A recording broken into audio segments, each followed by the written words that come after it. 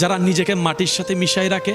কম কথা বলার চেষ্টা করে, চোখকে নিচে রাখার চেষ্টা করে, মনটাকে শান্ত রাখার চেষ্টা করে, অভাবীর দূর করার চেষ্টা করে, অভাবীদের দুঃখী মানুষের মুখে হাসি ফুটাইতে চেষ্টা করে, সুবহান আল্লাহ। ক্ষুধার্তর মুখে খাবার দেওয়ার চেষ্টা করে, তৃষ্ণার্তর সামনে পানি রাখার চেষ্টা করে, রাস্তা যার বন্ধ তার জন্য রাস্তা খুলে দেয়, যার ইজ্জতে আঘাত আসে নিজে ডাল হয়ে দাঁড়িয়ে আরেকজন ঈমানদার ভাই বোনের ইজ্জতকে রক্ষা করে। নবী বলে যে সে আমার উম্মত, সে আমার উম্মত, সে আমার উম্মত। যিনি নিজের চোখে পানি ঝরাইয়েছেন, উম্মতের মুখে হাসি ফুটাইয়েছেন, যিনি নিজের পেটে পাথর বেঁধে জান্নাতের খাবারকে, মান্না সালোয়াকে গ্রহণ করেন নাই, শুধুমাত্র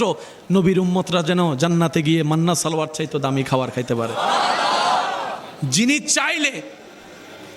চাইলে রব প্রতিটা ওয়াক্তে জান্নাত থেকে খাবার পাঠাতেন,